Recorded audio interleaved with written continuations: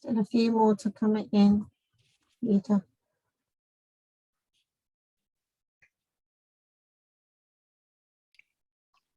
Peter, I suggest you start, because otherwise you might be running over time and people can come in later.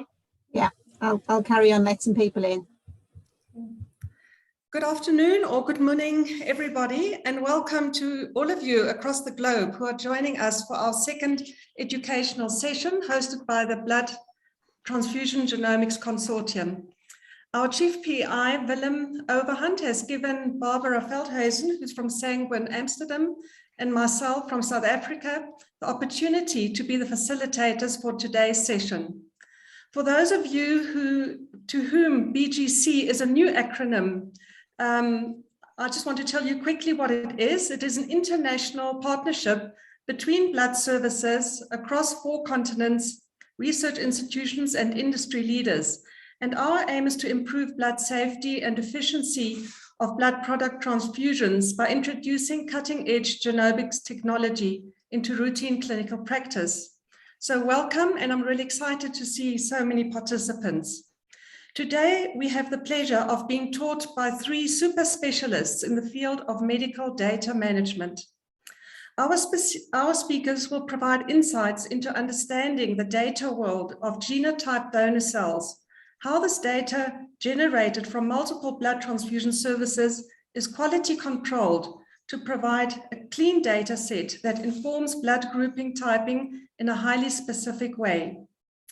So just 2 housekeeping rules. Please mute when you're not asking a question when we come to the question sessions, and also use the chat box for any of your questions.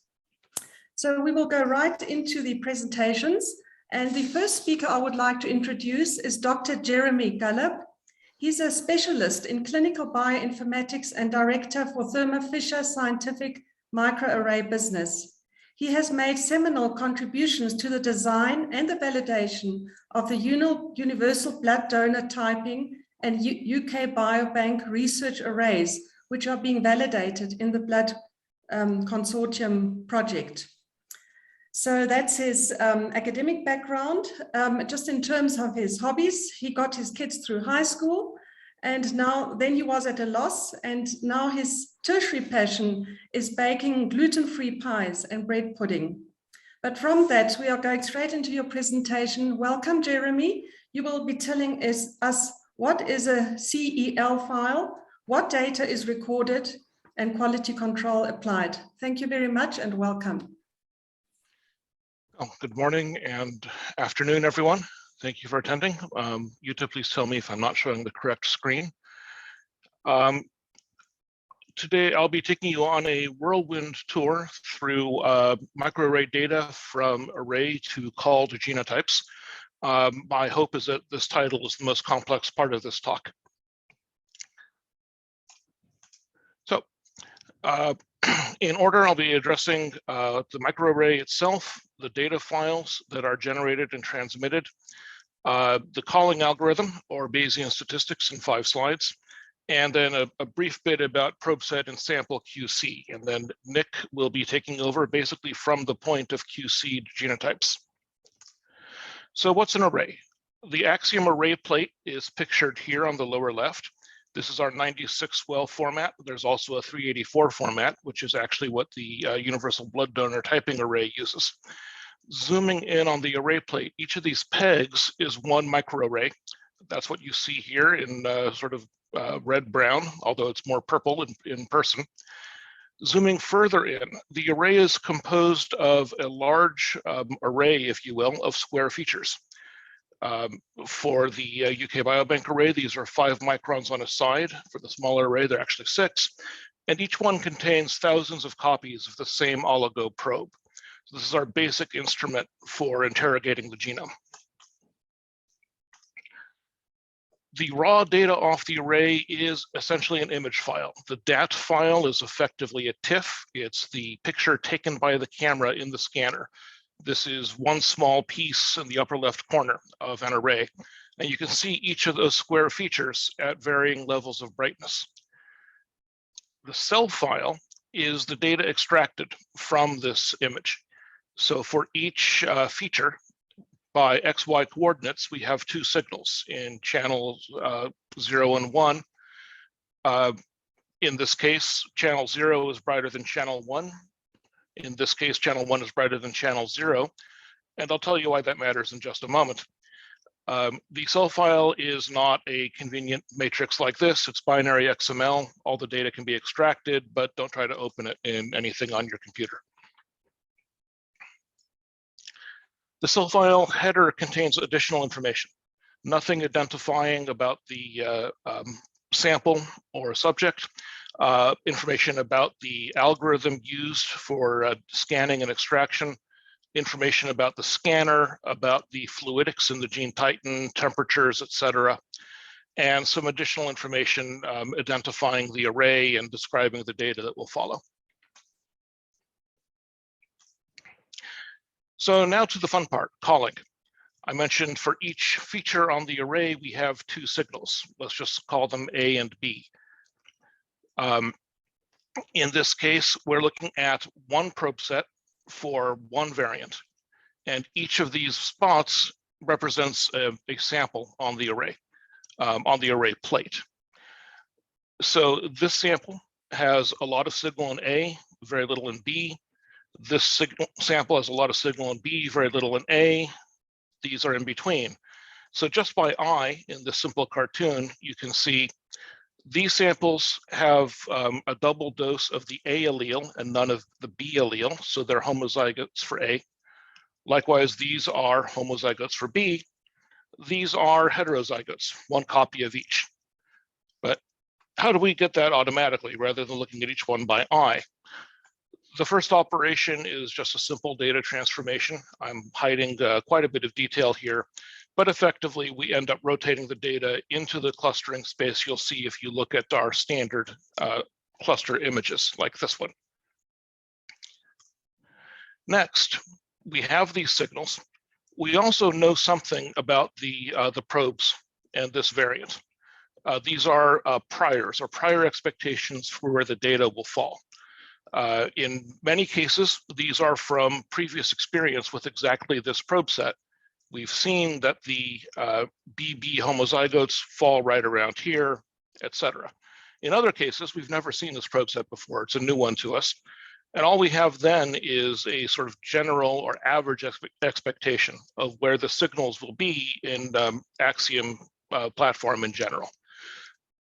So in that case, we would have a very weak prior. We're not asserting very much. This is sort of the average location. When we've seen data, we may have a lot of confidence in what we've seen before and assert very strongly the data will be here, here, and here.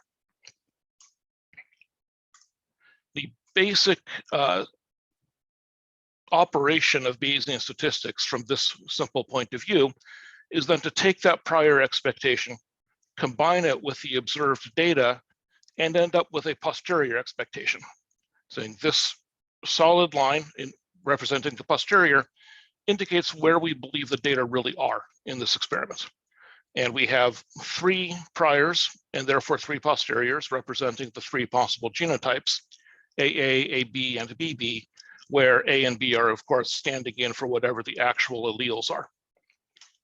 And then the final step is to take one last look at the data and the posteriors and make our final genotype calls. All of these samples are nicely close to the BB posterior. We'll label them all BB. These are all AB. Here, most of the samples are close to where we ended up with our posterior. We call them all AA. This one's a little too far off. We can't be quite so confident it belongs to the AA cluster rather than AB, and it gets a no call. Now we've assigned genotypes, but we're not done. The software will automatically classify each probe set into one of 6 categories. Basically, the 3 categories above the line are what we call recommended. The ones below are not recommended. Briefly, the recommended categories are probe sets that have produced 3, 2, or 1 nicely compact, well-spaced clusters, roughly where we expect them in signal space. So we believe this probe set is accurately measuring the samples and producing good genotypes. Now, there's a lot more interesting ways for things to go wrong. Quickly, one possibility is what we call an off-target variant. You can see 3 nice clusters, but then there's this 4th one down at low intensity. These samples may have a nearby variation or otherwise not match the reference genome very well, and they don't hybridize very well to this probe set.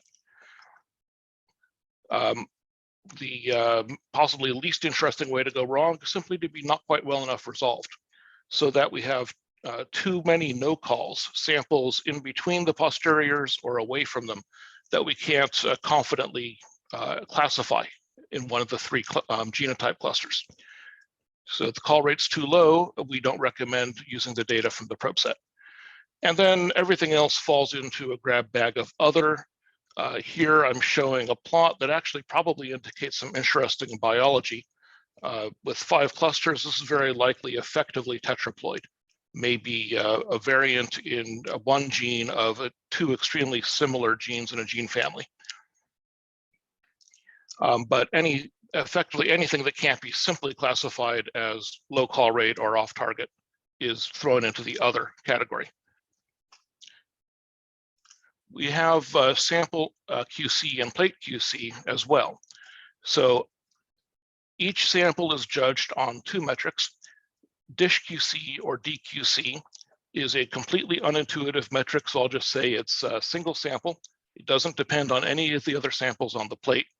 And it's a measure of how well we can distinguish the signal from the background. Then in a preliminary clustering step, all the samples on the plate are called, and we look at the calls of a set of well-understood probe sets that we know work. And each sample has to achieve at least a 97% call rate on these good probe sets to be considered passing. So samples must pass in both metrics, or we, in our best practices, exclude them from genotype calling. Then we have plate QC. An entire plate must be judged as to whether it passes or fails. Our metric for this is the average call rate across passing samples. Too many words. What this means is we look at the samples that pass the 2 sample metrics and ask, are the ones that passing well? Do they look good? Samples can fail for many reasons. So if some samples on the plate fail, it doesn't mean the others are bad. But if some samples on the plate fail and the others really don't look great, we judge the whole plate to have suffered some sort of problem in processing or at other steps. And we want to exclude that plate from analysis. Sample pass rate is not actually a QC metric we use. As mentioned, samples can fail for many reasons. And they don't necessarily indicate any problem with the plate or with the other samples on the plate. But especially in a project like this one, when all the samples are high quality DNA derived from blood, we don't expect many failures. So if a large number of samples fail, this is probably a flag to look at the process and think about what might be going wrong. So after sample and plate QC, everything surviving QC goes back into a genotyping round using the algorithm I showed, and all variants on the array are then called. And we then have our primary data, and we turn this over to Nick to discuss what we do next.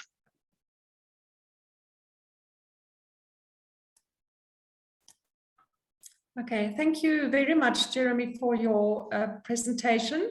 I know that there are questions already, but everybody, if you could just hang on with your questions. We are coming to a question session as soon as Nick has spoken. So it is, Jeremy, you'll just stop sharing your slides. I will, in the meantime, introduce Nick Gleadall. Nick is a research associate at the University of Cambridge, from which he was awarded his PhD 2 years ago. And he is the chief analyst of the BGC consortium. Nick's current research and passion is focused on genomics and artificial intelligence in transfusion medicine, in particular the application of high-throughput genotyping technologies and the exploitation of large data sets to improve for cross-matching of blood groups between patients and donors. In his free time, he loves rowing and swimming, but today he will take us into a presentation regarding quality control, contamination, ethnicity, sex, and lab comparisons.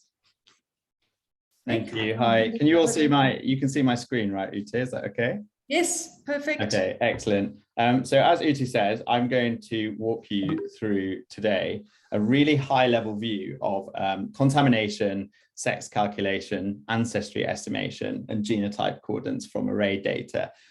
These are quite complex topics, and without doing them yourself, it can be sometimes hard to get a feel for what's going on. So today I want you to focus on the kind of intuition behind what's happening with the data, so that if you go and read papers, you can understand them a bit better. But without any further ado, we'll go on to contamination analysis, which is the first step that I would do once Jeremy hands me a set of variants. So Jeremy's done an excellent job of genotyping and genotype calling, and now the samples have been run and we're starting with genotypes for about 800,000 genetic variants. So with any analysis, the first step is always to filter the data set. And you can see these are some of the filters that we apply. I'm not going to go through these today because their selection requires quite a lot of discussion, but hopefully you can look at them and go and read about them in papers. But after filtering, we end up with about 93,000 variants that are suitable for contamination analysis. And so contamination analysis is based on the following hypothesis. So consider a DNA variant with an A allele and a B allele. For the genotypes AA, AB, and BB, you'd expect that the relative amount of B fluorescence from this one would be 0 for AA genotypes, half for AB genotypes, and 1 for BB genotypes. And now, of course, this is never going to happen in nature, but what we can do is we can use that kind of assumption to interpolate the amount of B allele fluorescence. I'm going to refer to that as BAF from now on. And so what we do is for a given sample of genotype AB, this triangle here, and he's about 2/3 of the way from AA to AB expected cluster centers in relative BAF measurement. So the first thing we do is we get the distance from the AA cluster to the sample, and then we divide that by the distance from the AA cluster center to the AB cluster center, which we expect to be half 0.5 in this. So we end up with 0.66. Then we calculate BAF by timesing that distance by the expected BAF for a sample of the genotype, which is in this case the AB genotype. So 0.66 times 0.5 is 0.33. So the BAF for this sample is 0.33. And so the step 3, if you like, of contamination analysis is to calculate that number for every single sample and genotype in the data set. And then once you've got that, you can move on to the kind of second underpinning theory of contamination analysis that was reported by Jun et al. And this should say 2012 actually instead of 21. But consider an individual with genotype AA, our contaminated individual over here looking unhappy. The chance that their genotype is contaminated with the B allele is proportional or increases with the frequency of the B allele in the population. So what this is saying is basically, if you have a population which has a very, very low B allele frequency, it's really unlikely that one of these B alleles ended up being the contaminant. And then in a high B allele frequency environment, it's really, really likely that you're going to see some B allele in this person's genotype if they were contaminated. And so Jun et al. Kind of formalized this, and they basically came up with this thing that says, in the presence of contamination, the B allele fluorescence, the relative amount of B allele fluorescence for AA and BB genotypes should be a function of the amount of contamination, which they call alpha, and the population frequency of either the A or B allele, whichever one applies.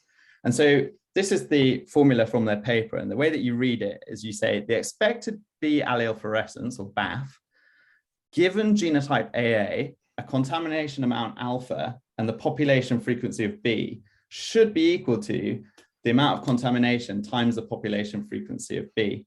And so what they did is they used this to construct a regression model that estimates the amount of contamination A.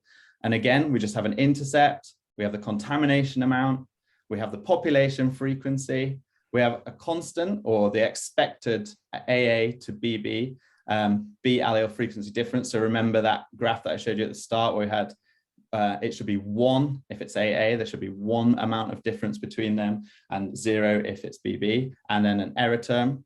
And then what they did is they fit that model to an uncontaminated sample. And so what you can see over here is the reference population minor allele frequency, and then the B allele frequency or B allele fluorescence measurements for each one of a sample's variants. And you can see that the line is basically flat, or in this case, the alpha, the contamination amount, is 0.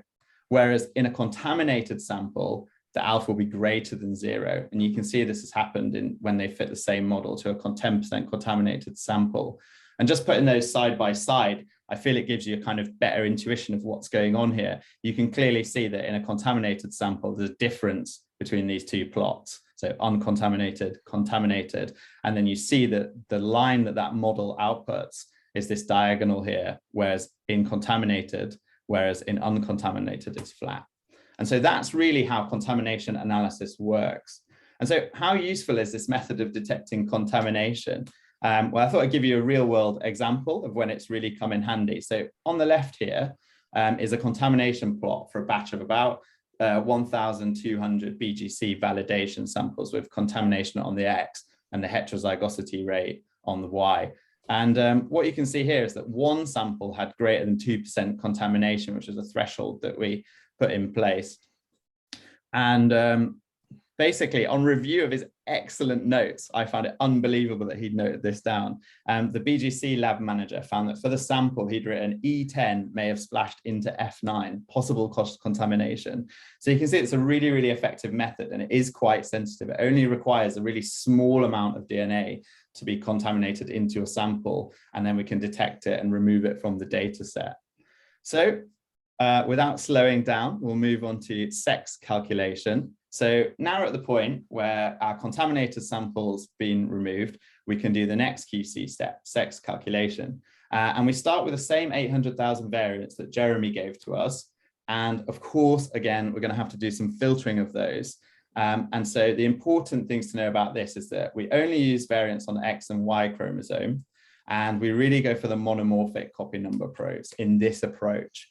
There are other approaches where you can do full karyotyping, but for quick QC purposes, you can use the intensity of these monomorphic probes. And the really important thing to remember with any sex calculation is to remove the pseudo-autosomal regions from the X and Y chromosome, because they'll really confuse your analysis. Okay, and so the first step is to calculate the mean intensity of fluorescence across all of the X probes for every sample and all of the Y probes for every sample. And then you calculate the ratio between those two numbers. So that's the ratio between X and Y mean intensity. And then what you can do is you can set simple cutoffs to assign sex. So females are assigned if that ratio is less than 5.4, and this number comes from some Thermo Fisher technical documentation. And male sex is assigned to individuals with a ratio greater than 1, with unknown being assigned to people who fall in the middle here, or samples that fall into the middle there. What we then do is we compare computed sex to self-reported sex. And this is quite an important QC step, because it lets us identify potential sample mismatches or other errors in processing. And as an example, one plate that I've seen in the past was this one, and it had 44 sex discordances, which is highly unusual. I processed many thousands of samples in my time, and I would expect 1, maybe 2 in every 1,000. So 44 on one plate screams something has gone wrong in sample processing. And what we actually did with this one is we digitally flipped the plate. So A becomes H and so on. And what happened is every single discordance was resolved. It suddenly all disappeared. And it indicated that it was extremely likely that a plate flip had occurred during DNA extraction, sample processing. And after some further digging around, in this case, those samples were re-included for further analysis. However, sometimes sex discordances are completely unresolvable. So if you just have one on a plate, you have no idea if it's been mismatched with one of the others, or whether someone's just, put the wrong sample in there. So generally, these are discarded from further analysis. So now we have a data set where we've removed our contaminated samples, we've removed samples with sex discordances that could give us a hint at whether some processing errors occurred, and we can move on to some of the cooler steps of QC and initial analysis. So one of those that I really enjoy doing is ancestry estimation. And there are many methods for this, but the one that I'm going to cover today is ancestry estimation using a reference panel where the ancestry is known. And specifically, this is the 1000 genomes data set, sequencing data set. So you download this data set, which is freely available, and you end up with about 84 million variants in there, so across a few thousand samples. And always we filter, so you can look through the filters later, but we end up with a set of about 145,000 remaining variants after these filters. And what we do is we say, okay, we've got these variants from the 1000 genome set, and now we're going to go get them from our unknown data set. So we're going to slice those variants out from a set of samples where we don't know their ancestry. And so the first step is that we have to learn how to use those variants to best separate groups of samples. And we do this using principal component analysis. And in really simple terms, what PCA does is it twists the data around and finds an axis like this one here, you can see in this GIF, that maximizes our view of the variance between the data set. So you can see this axis lands in a way that maximally separates this sample over here from this sample over here. And in reality, we actually find many, many different axes during PCA, and we rank them by the amount of variance that they explain. So the one that explains the most variance becomes principal component 1, and then the next most variance 2, 3, 4, 5, and so on. And just as a tip, the usual way or the rule of thumb that people apply when they decide how many of these components to use is to look for an elbow in the Sanquin plot and then only include the ones on this side of it. However, for processing purposes, when we're doing millions of samples, we've just chosen to use the first 10 in one of our pipelines. Okay, so once we have those axes, we can plot our 1000 genome samples, or we can apply PCA to our 1000 genome samples and plot them on these maximal variance axes. And so here are the 1000 genome samples according to principal component 1 and principal component 2. And the real magic of PCA starts to become clear to us once we color them by ancestry. And so we can really, really clearly see here that principal component 1, this axis, is amazing at separating out African individuals from everybody else. And that principal component 2 is really, really good at separating out East Asians from everybody else in the kind of mess of data. And so we can also map our unknown samples to these same axes that we learned from 1000 genomes. And this is exactly what I've done. So these are all the unknown samples projected onto the population structure of the 1000 genome samples. And I think that's what I've said here. So the intuition is using PCA, we've aligned our unknown set of samples by their genotype to the population structure of the genotypes we know about the ancestry of in the 1000 genomes data set. So that's a really good first step. But now we have this next problem. We've got to assign our unknown samples to these known clusters. And we also have to say, how well do these guys fit over here? You know, are they from this cluster? How close they are to the middle of that one? And so again, there's many approaches for doing this, but one of the most intuitive ones to think about is Gaussian clustering. And so what happens is we have this data here and we model it as if it came from a Gaussian distribution. So you can see here we have this flat blob of data, and then we apply this model to it to try and learn what the shape of the distribution is in multiple dimensions. And what we do is we fit one of these models, or we try and find one of these models that explains the 1000 genomes clusters. So here you can see that same PCA plot from before for the 1000 genome samples. And here you can see I've kind of put it into the 2D, 3D plane almost. And then I fit this model, this blue sort of, you know, surface over the top of them. And I've really learned the shape of that cluster in PC 1 and 2 dimensions, you know. And once we have that for the 1000 genome samples, we can then combine it with our unknown samples to learn two things. One, which of our known 1000 genomes ancestry distributions did each of our samples come from? Did that one come from here or here or here or here? And how likely was it that that was actually the case. You know, how likely is this the right distribution for our sample here? And of course, after some QC, we can use those clusters or use that model to assign ancestry to our unknown samples. And then, so this plot here is the unknown, or now previously unknown, ancestry samples projected onto PC 1 and 2 of the 1,000 genomes, but also clustered by them.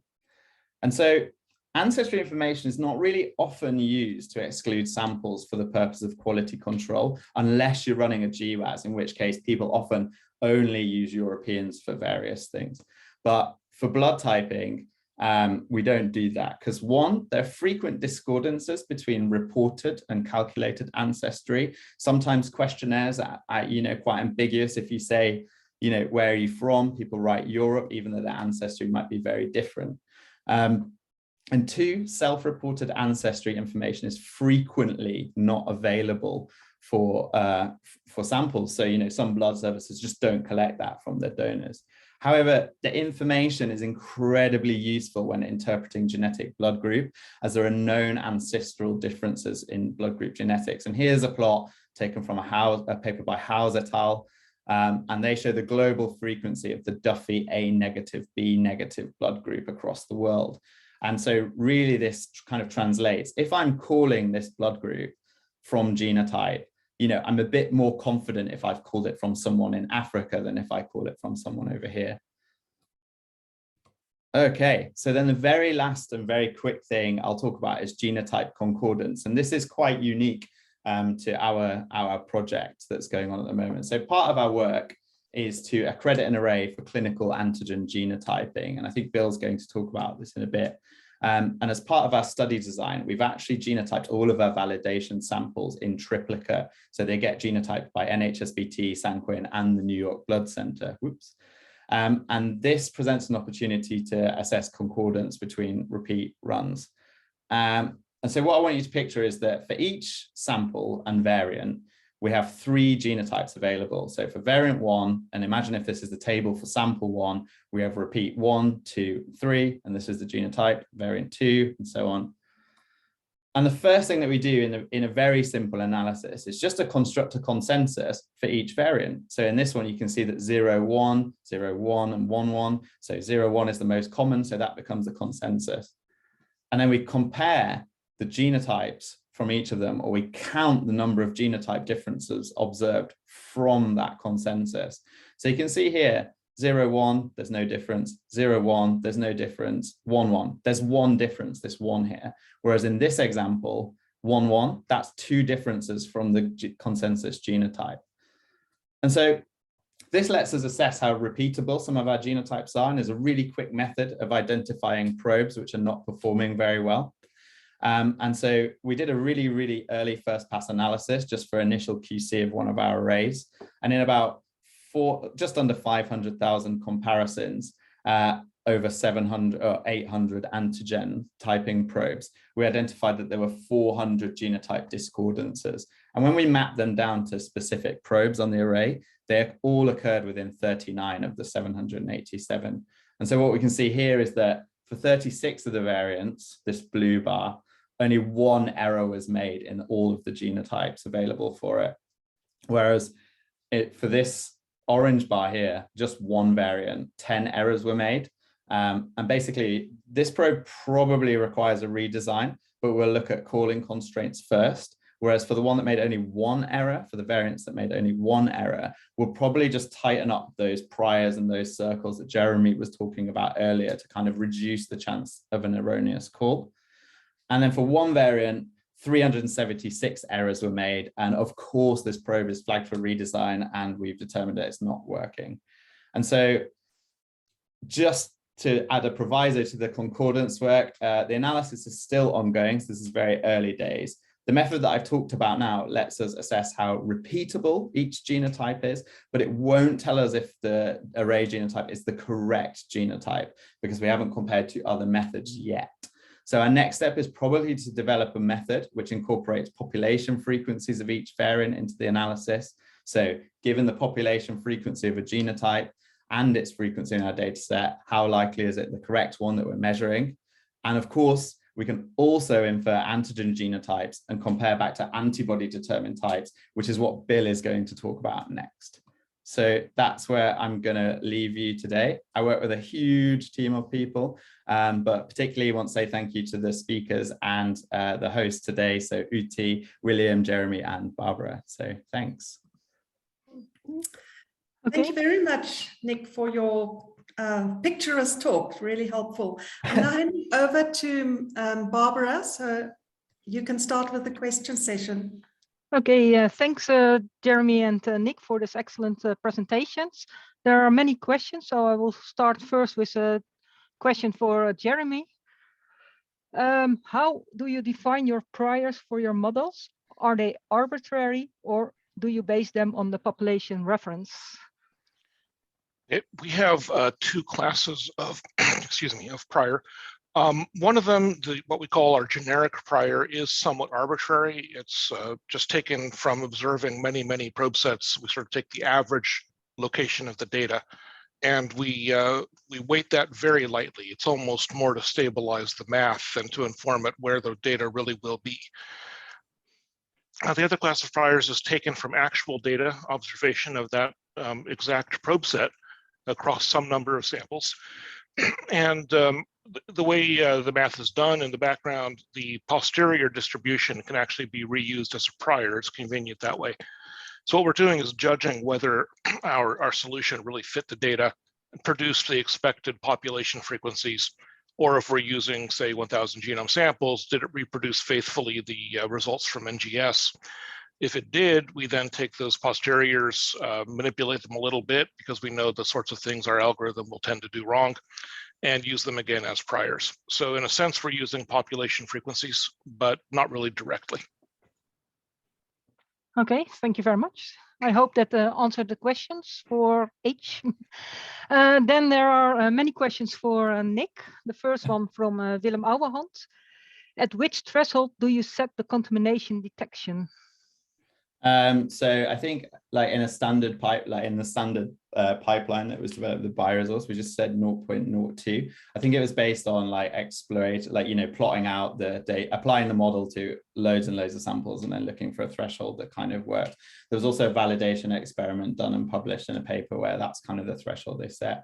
In reality, I think Olga, who I think does or did used to work for the bioresource, did a lot of experimentation with looking at standard deviation within each batch from the kind of middle of the distribution to set it. So I think as a standard, you can take one cutoff, but then you could make it more specific for a data set if you wanted to. Okay, thanks. And then there is a question from Ellen van der Schoot. For the contamination, you never take into account that individuals can be chimeric and have hematopoietic cell circulation from their vanishing twin. What is the sensitivity of detecting contamination? Serologists know the phenomenon as mixed agglutination. So I have no idea. I've never run experiments on lots of chimeric people, but it might be an interesting experiment you could conduct, Ellen. As soon as you've got a gene tightened now, you could run a few chimeric samples and we'll see what they look like. We do have twins, we do have, and it's also has been described in all the looking for false D-positive donors, or D-negative, of people who are D-negative typed as by serology, and by genotyping you could detect them that they have some D-positive cells and have induced alloimmunization. That is really big. So I don't know by heart now, but there is a frequency, I think 1 in 3,000 or something like that. And we also found those donors, I think. It's not only for the contamination, but also for the sex determination, because there are twins where the twin sister and brother share their blood. So it would be interesting. They are there around. Yeah. Okay, thanks. I think, Barbara, this is a real good point. I think if I've listened to Jeremy and to Nick, they can see everything. So I would suggest you challenge them blindly. Yeah? Yeah. You put in some of these samples and then they get very upset because they say we don't understand what we're seeing. And if they're smart, they might reduce it back to what you mentioned And it is so relevant, Alan, that some of these samples come in. So I would suggest you seed them in wave 2 and keep careful record for yourself that you have put them in and where they sit in the plates. And then I'm sure. I hope, Barbara, we still can find those. Bernadette has done this. So we had last week we had one, so we Okay. do have samples. Okay, we'll go on. A question for Nick again from H. It's the same direction. What would you do with individuals with the Klinefelter syndrome, for example, XXY, when assigning sex? Okay, so the sex method that I talked about in this presentation was kind of like the initial QC pass method. So it will work on like low quality samples, but it won't do karyotyping like that. But what you can do is you can look at, I think Plink will look at things like the inbreeding coefficient across the X and Y chromosome or X chromosome. But also if you read the Bycroft paper, which is the UK Biobank methods paper in Nature, they describe a method for using array genotyping data, which looks at intensity ratios across the whole chromosome rather than just these monomorphic probes. And they can assign XXY and do full karyotyping. Yeah, Okay, I just want to be, Willem here, clear on policy of the consortium. If there are discordances between self-reported gender and that what is genetically determined, we will bring that back to the blood service who has provided that sample. It will be seen as a secondary discovery and therefore will generally not be reported in publications because these samples can become very identifiable actually. So good that someone brought this up, but if there are discrepancies, we treat them as secondary finding under the ethics that we run the project. Okay, thanks, Will. I'll add just a bit about the algorithm. The calling on X and Y is determined by the sex determination that Nick defined. 2X female individuals are genotyped as diploid on X. Single X male individuals are genotyped as haploid. And it's important to get that right. Females are also forced to no call across the Y chromosome. Klinefelter individuals fall into that unknown gap that Nick showed, and they're treated as female for that reason. So in the case of Klinefelters, this means they get many, many more genotypes called correctly on X because they're treated as diploid. They are forced to no call on Y, which means they don't get any calls on Y. But for the universal blood donor typing array, I don't think we're looking at Y very much. So it's a win. Okay, then there's a question from Colin, also to Nick. How representative are of various ancestries was the 1,000 genome data sets? So this is up for debate, I guess. They did make a considerable effort to sequence samples from many different populations. But if you look at any recent genomics paper, so the Toro paper in Nature from the 100,000 genomes data set, Nomad, TopMed, any of those papers, they'll do these PCAs on Ancestry. And you see that, like, let's take Africans as an example, that spread along that axis is huge. So I really think any small scale study, well, it's not small scale, it's still quite a lot of samples, but I think to capture that variation of a population, you have to do, thousands of samples. So there's debate around how well it represents a whole population. Okay, I will go on quickly because we are running out of time. How sensitive is your method to detecting admixture when assigning ancestry?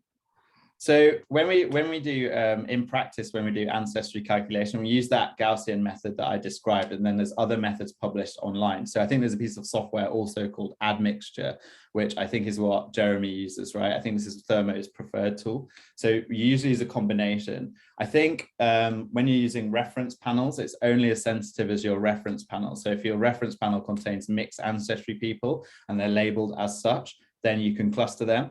But unfortunately, in the 1,000 genomes, there's not many of those labels available. So what we generally do is you'll see that there's a cluster assignment, but there's a really, really low probability that they actually belong to that cluster. So these individuals in the algorithm I presented today, they'll just go down as other if they're not over a certain threshold of probability that they really belong in that basket or the hill that I was showing you. Okay, that I think that also answers the question of Lisa. Then I go on to Ellen van der Schoot. There are many more genetic data with known ethnic background available than from the 1kg project. Would using those data increase the accuracy of calling the ethnicity, especially for the 384 array that might be relevant? I think if it's a big enough data set, if it's a bigger data set than what I used, and if the quality is very high also, then yeah, of course it would improve it. What data sets are you thinking of, Ellen? Well, I think what you just mentioned, so in the GNOME database, you also have the ethnicity, so that are 100,000. It's not so bad. So the Nomad would be a good source, but also you've got to remember that Nomad is many, many different studies of sequencing data kind of amalgamated. So unless we could, like, I think we need to, if we were going to use Nomad, we would need to be really careful that we select only the really high quality variants out of it. So that filtering that I proposed at the start would probably change for the Nomad data set. But something like TopMed, where it's all been done, I think in the same technology, in the same pipeline, might be really nice if we could get the ancestries. And I think, Nick and Ellen, that the International HapMap Consortium is obviously working on this. And Ellen is right. It brings, I think Nomad won't come in because this is far much an aggregation database and has all the statistical problems of that. Okay. So it will be TopMed, it will be the 100,000 Genomes Project, it will be Asia Genomes. And I'm sure that the International HapMap Consortium is working on this as their next big step to combat with better ethnicity definition. Thanks everyone for listening to my talk. Okay, thanks. Can Bill start his talk now, sharing his screen? Good. So we're now with Professor William Lane, also known as Bill. He's an associate professor of pathology at Harvard Medical School and Brigham and a Women's Hospital in Boston, Massachusetts.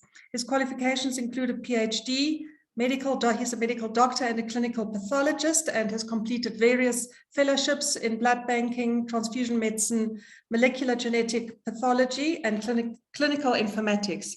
He currently serves as an assistant medical director in the tissue typing lab at Brigham and Women's Hospital, and is also co-founder of the Transfusion Medicine Question of the Day. His research involves the development of assays and automated interpretive software to determine blood groups from DNA arrays and next generation sequencing data. His second passion is collecting Lego and vintage toys, especially anything to do with Star Wars. So from Star Wars, we're going to quality controlled genotypes to calling of blood groups. Welcome, Bill. We look forward to your presentation. Thank you. I similarly, like everyone else, has a very long title. I blame Willem for these long titles, but they're very descriptive of what we'll be talking about today, hopefully. So I'll be taking up essentially, if Nick and Jeremy did their jobs correctly, I get nice data and then left with the task of determining the blood groups from that underlying data. So how do we do that? So first, a couple disclosures. They're listed there. You can read them mostly on Scientific Advisory Board and part of the array work here with Thermo Fisher. So the outline of my talk would be, we're going to talk about blood groups in general, talk about the development of Blood Typer, that's the software we use to determine the genotyping, and then talk just a little bit about how that performs on the array in terms of genotyping performance, not necessarily, as Nick was saying, even though your genotypes might be getting this, you might get the same answer from 3 different repeat typings, you don't know if they're all wrong. Perhaps you need to ground it to some other truth. So what are blood groups? They're quite simply, they're things on the surface of red cells that can form antigenic regions that antibodies can be generated if you're exposed to a foreign region. This could happen during pregnancy or transfusion, for example. And broadly, they can be classified into protein antigens and carbohydrate antigens, are sort of 2 of the main differentiating classes of antigens. They're separated across the genome, across almost every chromosome. And by the numbers, there's over 340 antigens. These are unique serologic distinctions in individuals that have been found. on the surface of red cells. They're categorized into 43 blood group systems by sort of classifying them by things that are from similar genes. Overall, around 52 genes define the expression of these different antigens. Over 2,000 genetic changes underlie them. And this is important because we give out over 100 million units of blood worldwide each year. And 3 to 30% of those recipients will form an anti-red cell antibody. And once that antibody is formed, it can cause hemolytic transfusion reactions of future transfusions or hemolytic disease of the newborn fetus. And so we like to try to avoid those in people who are going to be chronically transfused, and where we're not avoiding them currently, at least detect them and not expose individuals in subsequent transfusions to things that they have formed an antibody to if clinically significant. So in order to do that, we need to know what the type of the donor and the recipient is. This information is officially categorized, collated and organized by the ISPT from one of the working parties, the Red Cell Immunogenetics and Blood Group Terminology Working Party.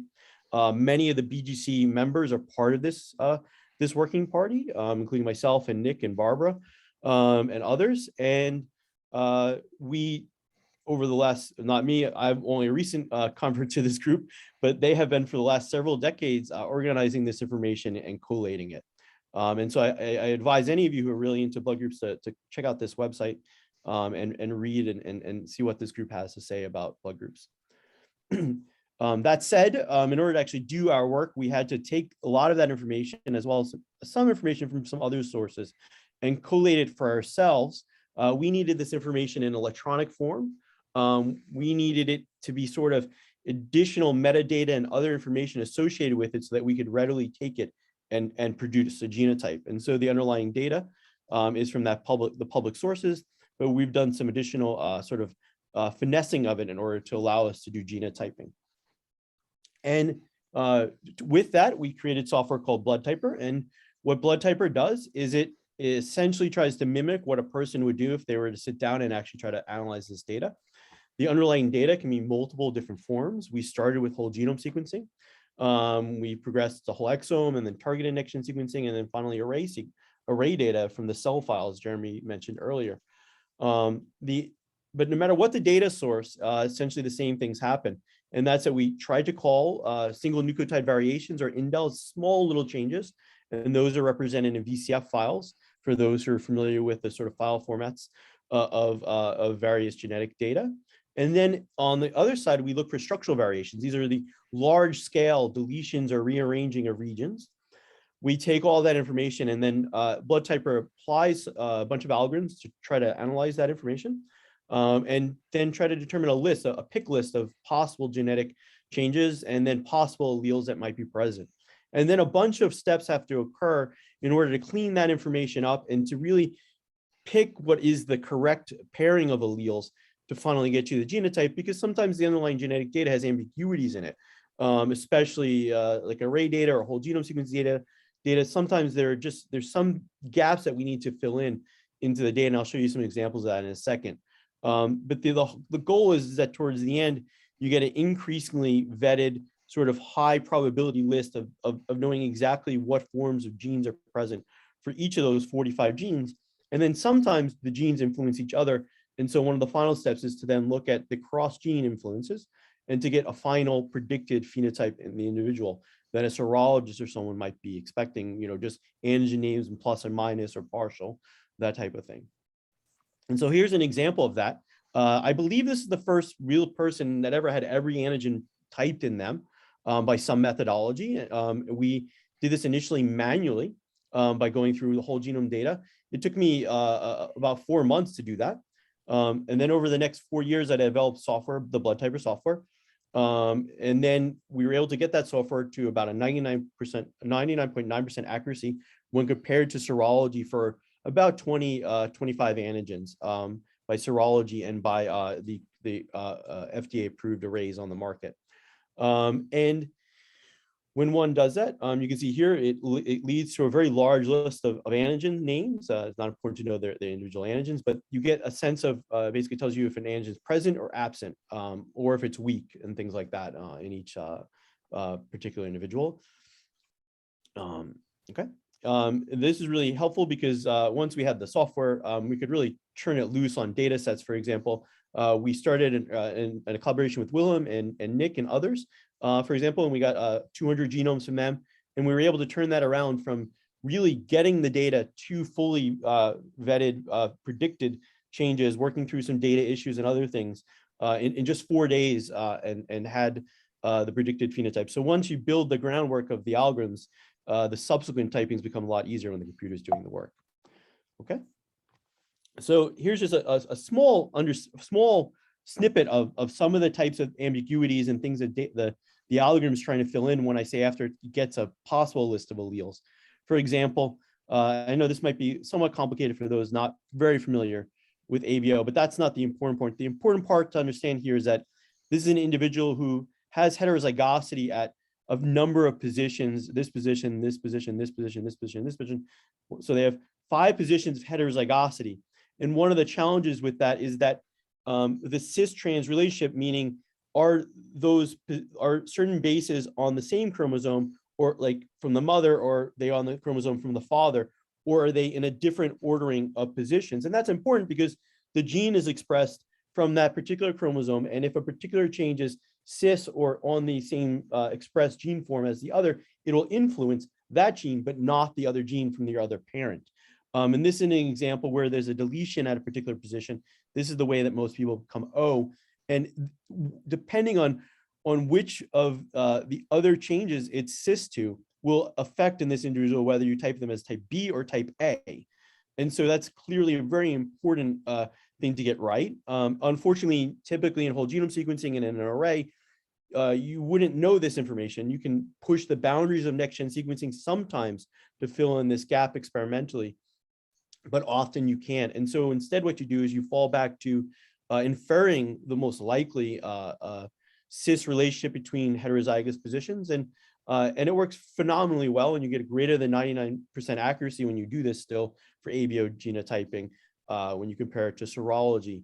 And there are many other types of rules like this when we look about trying to fill in ambiguities or gaps in what the data can definitively tell us in order to get to a final answer. Another very important thing is the structural variance. We spend a lot of time really looking at structural variations. The most simple of those is really the deletion of the RHD gene, which leads to the D negative phenotype in most individuals.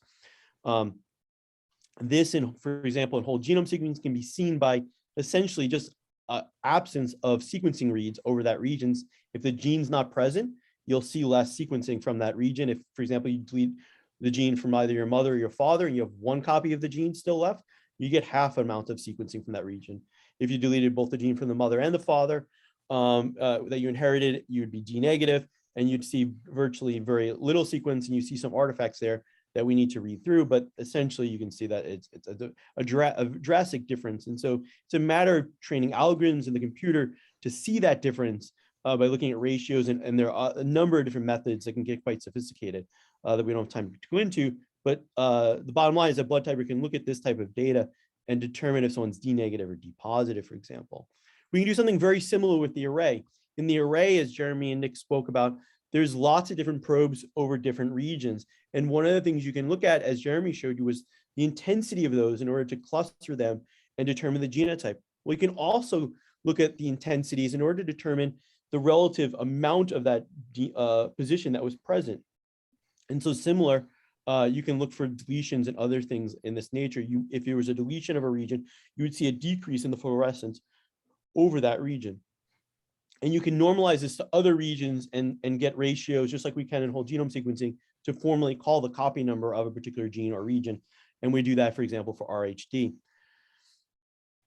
And here's where it can get really complicated. And this is just so that you understand the complexity, not necessarily how we solve it, but that there are additional structural variations, especially in RH and MNS. And a lot of them take this type of flavor where you have a rearrangement of one exon into the other very similar gene nearby. This causes the expression of new antigens or the removal of antigens in the other gene. The basis for the big C antigen, which is a familiar antigen for many people, is a rearrangement actually of exon 2 from RHD into RHCE. There are methods that you can use similar to those approaches I showed you for the presence or absence of D to try to detect this, and they get very complicated, and there's a number of different methods, but we have methods to do that. This can be extended then to multiple families of different types of rearrangements. Here are different examples of all these other types of rearranged forms of RHD in data sets. Some are more common, and some are very rare, and we probably likely never see them. But we're working right now on methodologies to try to detect at least the more common versions of these on the array. And we're already very accurate and very precise at looking at these in whole genome sequencing. Okay, so let's talk just a little bit about the performance of the array. The array, we've tiled it and we put probes on there so that we can theoretically type for every genetic change that's essentially known for the most part on that array, just like you could from a whole genome sequencing. And in order to get there, Nick, myself, and Barbara and many others in the consortium did a sort of stepwise approach where we took iterative sets of data over time. And you can see those 3 sets of data up here, mostly from the UK. And then another data set from Sanquin. And we improved those. We looked at what was known about them, if there was known typing, and we improved both the array, the priors, as Jeremy said. Maybe we redesigned the probe, maybe we added a new probe, or we improved the algorithm to come around sort of algorithmic. If there was some sort of issue that we can just algorithmically solve in software, we would do that. And how did we do? Well, initially, with basically no tuning or no understanding of what was going to go on, we were about a little less than a 90% accuracy over these set of antigens here that we had the most concordant typing from other methods, mostly serology. You can see on our second try, we got a lot better. A couple got worse, a couple went down. But by our third try, we were at a 99.9% accuracy, which is exactly what we were able to get whole genome sequencing to. And so we were able to essentially bring up at the array to nearly the same accuracy we would get with whole genome sequencing, which is really exciting because an array is a lot less expensive than whole genome sequencing for individuals. So I want to just leave with a quick a little story, and this is a story from Sanquin. There's a female with myelodysplastic syndrome. She was on the wait list for an allogeneic stem cell transplant. Her survival was critically dependent on regular transfusions. Unfortunately, she made a number of alloantibodies, and they're listed here, an E, a coltan A, and a right A. When they screened into the Dutch donor supply, over 300,000 individuals, there were no antigen negative units that could be found. When we returned our research results, it was noted that there were actually 5 active donors in there that had compatibility, that were negative for those antigens. They went to their ethics committee in order to break their research protocol to allow us to allow them to recontact those donors and actually use that information. They confirmed it with serology, and in fact, the array was correct on the 2 people they called back, and were able to provide life-saving transfusion support while they found an appropriate stem cell donor for that individual. And as Nick said, and others, many people have worked on this with us, and some of them are here. With that, I think I'll end, and I think we're in a question period. Thank you very much, Bill, for your very insightful presentation and making this real with the real case study you presented to us. So we have a little bit of time left. We have about 20 minutes. So I guess we can open the floor for further questions. Any questions for the experts that are here? I don't see any questions in the chat at the moment. So I just want to ask Lindsay, can we open or unmute so that people can also speak up if they have questions? Sure. Thank you. Okay, so I'd just like to invite the audience. Any further questions, or are we all stunned? I guess for me, I don't understand much of this data, but it was really a good introduction. I think the making data visual is really helpful. So I do feel that I can go home having learned something, but I also realize how vast the field is. And I guess this is a continuous education. We need continuous education sessions like this as we progress. While we're waiting for questions, I just want to thank our speakers again. Nick, Jeremy, Bill, thank you so much for your preparations, and thank you for working in sync. I mean, one presentation really fed into the next. Thank you for your time and for sharing your knowledge and wisdom. Thanks to you and you, Barbara, and Lindsay, obviously, for setting this all up and making it happen. I think there's a question from Ellen. Yes, maybe. Well, I always thought that in your blood type you also took into account the ethnicity, that the likelihood of an allele is determined also by the ethnic background. But now in your presentation, you didn't mention that. There are lots of rules that I didn't obviously put in there. Okay, yeah. Yeah, so we can take into account ethnicity if provided.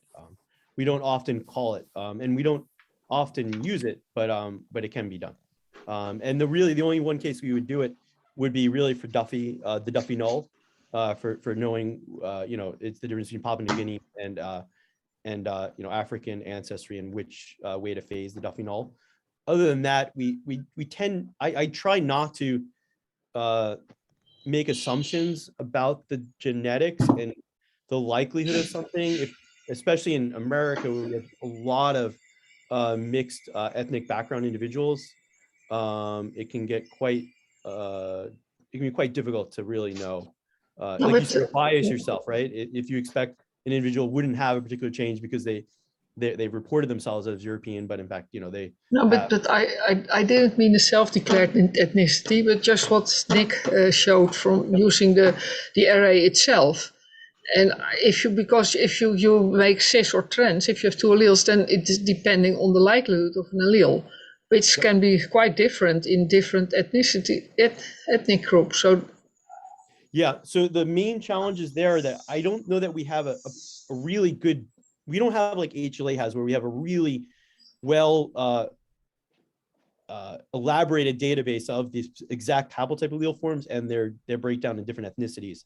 And so without that, one would, I think, create some more biases. The only place where it really would matter would be the example I mentioned of Duffy and getting the phasing. We try to focus more on the phenotypic. If we're gonna infer something, we only do it if it has to be at the phenotypic level to get a difference. If it's not going to make a difference and it's just the difference of calling one allele form versus another allele form, both of which would express the same phenotype, then you would just get both alleles in your list with a potential ambiguity in that case. But yeah. No, I think we will see how it works. Now we have far more ethnic diverse group of samples that we are now testing now.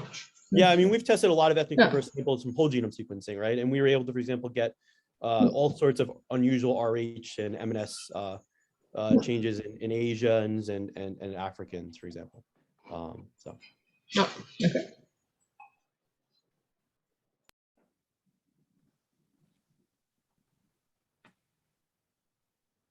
Is maybe good, Dr. Utte. First, thank you to Barbara and you for chairing this session from South Africa and from Amsterdam. There are many people on this call, around 100. Really great to see so many people came to listen. And some may ask, is this not too complex to be implemented? And I think that Shantanu and I would like to reassure everyone that all the software applications you heard about will be packaged in a single black box, as we would say, that would be appended to the typing instrument. What Alan van der Schoot brought up, I think is really important, that we might consider to bring in a fourth module of analysis, which would do additional things like concordance to the typing data the blood surfaces already have, self-declared ethnicity versus genetically determined ethnicity. But we have in the planning phase said that we want to reach out to blood services to understand what their needs are in that particular space. So again, Dr. Utte, it is about education, but it becomes a black box. Thank you, Willem. And maybe just also for other guests, we spoke mainly about red cells, but the BGC is also focusing on HLA, genotyping, and platelet typing. So it's really a 3-in-1. I think there's an other question from Candice Davidson about the cell files.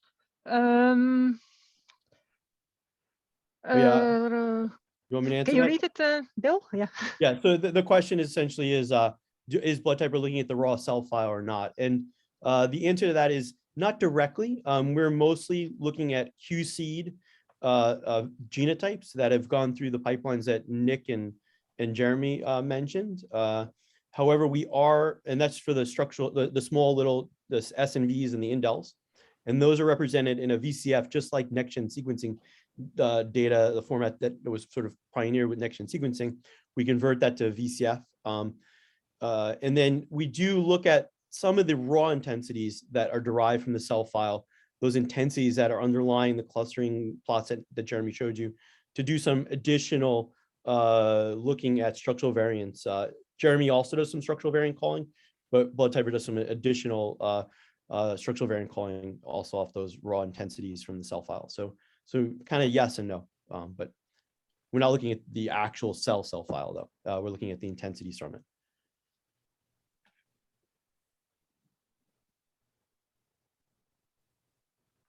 Connie asked about the computational needs and storage. I think, in fact, I'll let others speak, but I think some of there's some intensive calculations required at Jeremy's steps, Nick's steps. Blood typers steps are a little bit less computationally intensive for array data, since it's there's a lot less data than compared to whole genome sequencing data. But yeah. I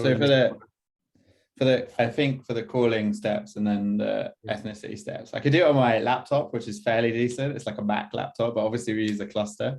So computationally, it's not so bad. It's storage.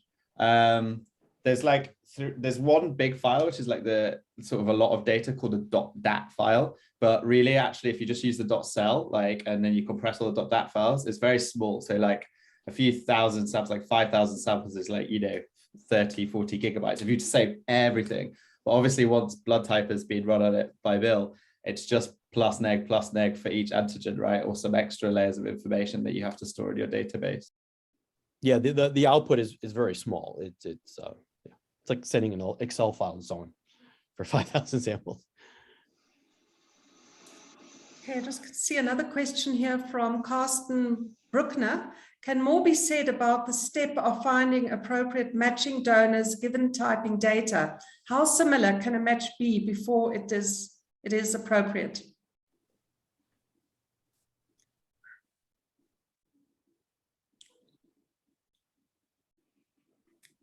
I don't know. Who's the best person to have a go at this? Yeah, question for Barbara, Ellen, perhaps. Maybe I can give if you want to do preventive matching, you have just take into account the most immunogenic antigens, which means that you have only to match for the full RH and Duffy-Cal kit MNS system. Those 15 antigens. So we have, at least in a European population, 95% of all the alloimmunizations are from these 15 antigens. So I think for preventive matching, you only need to match to those antigens. But of course, in a non-Caucasian or in an African population, you have other antigens. And if someone is alloimmunized, you of course should match much more strictly. And I don't think that, for example, a FEL negative person who gets blood, you can, especially if it's not a woman below the age of 40, then the chance to get alloimmunized is still quite small, and it has also no consequences. So it's easier to wait until that person is alloimmunized to then always match for FEL negative blood, is my opinion. Thank you, Ellen. I just want to point out a comment from Connie. Connie, do you want to comment? Yes, I was just going to say that, certainly in the US, it'll differ, depending upon who you're serving in your population, and actually what service is treating the patient. In other words, if there are long-term transfusion needs or a one-time transfusion need, the policy for matching might differ. But again, in the US, it's the practice of medicine, so it would be a clinical decision. And then of course, the blood service has the responsibility of filling that provision of medicine. Yeah, but we have some papers. Maybe we can send it to the audience. The link, I can't get it so quickly, in which we at least modeled if it's possible to find a matching donor. And in a European donor cohort with European patients, it was unexpectedly simple to find enough matching donors. So because we almost look alike, so you don't need that many stock. If you have a stock of 500 or 250 blood units, you already can match 95% of your requests. So we did do a mathematic modeling of that. We can send the papers around. Thank you, Ellen. So I guess obviously in our African setting, we're more polymorphic, polygenic. Yes. It's a different. I think. Yeah. Yeah, I think it will become much more difficult, and also in Europe, if you have African patients and your donor cohort is mainly European. Correct. Thank you. Good. So I think maybe we are at the end of this great presentation. Thanks again to the speakers. Thank you also to the audience for appearing in such large numbers. We really appreciate it. If you do have any other further questions, don't hesitate to email any one of us of the BGC, and we will get back to you with answers.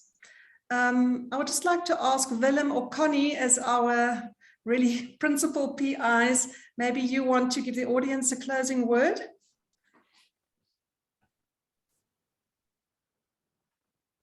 Well, this is Connie, and I would say that both Willem and I are traveling and on PTO time, so I'm sorry for being a little bit out of touch here, but again, this is just a wonderful example of collaboration and countries coming together, and I think this is just such an exciting project, and you know, and everybody is playing a role, and so I certainly welcome you all into the fold, and bring your friends and your other blood centers, and we want to really establish a national universe standard for practice, and so I think this is very powerful. Thank you. Thank you so much, Connie. Thanks. Good. Thanks for coming. Okay, thank you, everybody. We'll close the meeting here. Take the energy and the passion with you, and we'll see you soon at our third educational session. Goodbye. Okay. Thank you very much. Thank you, Barbara. Thank you.